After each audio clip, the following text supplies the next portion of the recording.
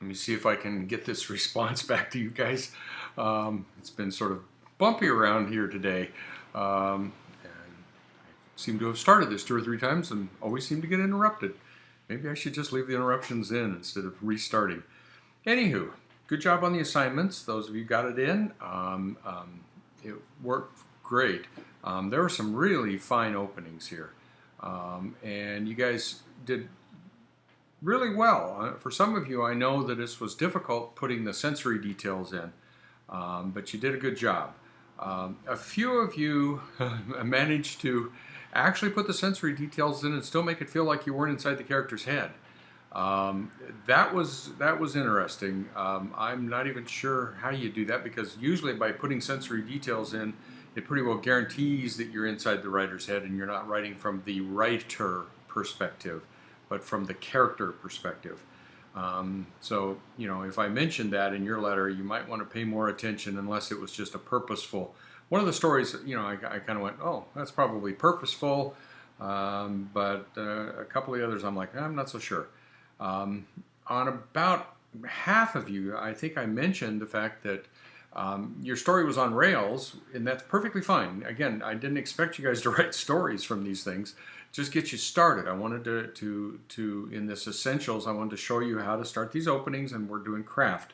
These are craft exercises, and one of the aspects about this craft is I noticed that a whole bunch of you, so I'm going to mention it to everybody, I said it in some of your letters, have a story that looks like it's going to go from point A to point B.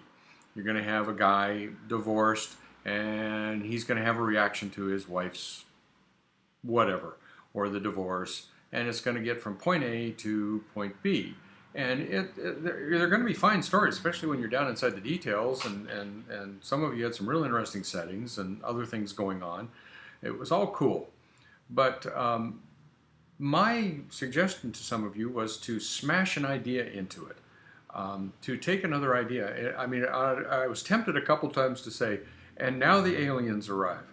Or, you know, it was one of those kind of things where you don't have to be that kind of whacked out of left field type of thing. But when you have a story start, like you guys did here, and the story start is going from point A on, and it looks like it's going to end clearly at point B, then one of the ways to make it really unique, especially with mystery stories and anything else like that, is to just smash something into it.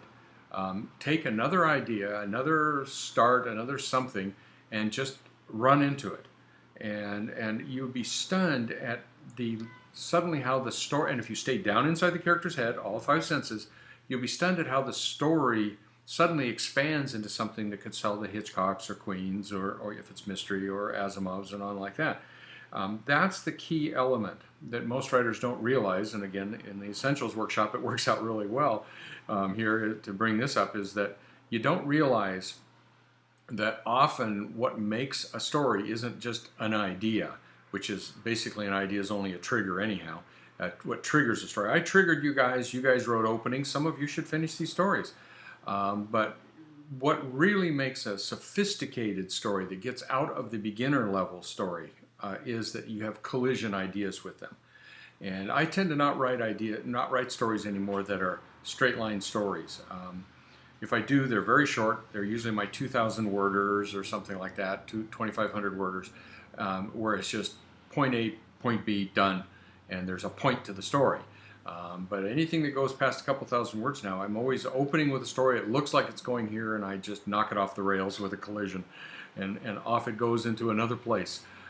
So keep that firmly in mind. But basically, there wasn't a couple of you missed on thinness. A couple, you know, they were just a little thin. I don't think anybody really missed on the 5 senses, which I was very impressed by. Usually that doesn't happen. Usually 5 senses are very difficult to get in. And then a couple of you didn't go down inside the character head, as I mentioned. And that's all the notes I had. I mean, I was very impressed with these. These were some good openings. And you know, at a certain point, there's just not a lot you can say. I tried to say certain things about some of your work, but if I didn't say it in a letter, you know, it's basically it's a possible story start. And if you follow Heinlein's rules, get it in the mail. Finish it, get it in the mail. Don't rewrite it. For heaven's sakes, don't rewrite any of that stuff you sent me. Just send me the first drafts, please, with a spell check on it. Okay, the week number 2 is right below this. We'll see you in the assignment in week 3.